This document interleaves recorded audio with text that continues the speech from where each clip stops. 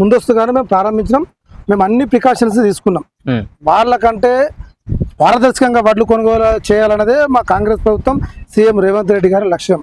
అందుకు అనుగుణంగా గతంలో కంటే ఏదైతే సెంట్రల్ గవర్నమెంట్ సుమారు 50 లక్షల మెట్రిక్ టన్నులు పర్మిషన్ ఇచ్చిందో వడ్ల కొనుగోలుకు, దాదాపుగా మేము దాన్ని రీచ్ అయినామన్నా. ఇప్పటి వరకు సుమారు 50 లక్షల మెట్రిక్ టన్నుల పైచుకులోనే ఇప్పటి వరకు కొనుగోలు చేయడం జరిగింది. దాదాపు గతంలో కంటే భిన్నంగా ఈసారి రైతుల దగ్గర ఎక్కువ వడ్లు పండడం జరిగింది. కాంగ్రెస్ ప్రభుత్వంలో ఇది వాస్తవం, ఎక్కువ పంట పండడం జరిగింది.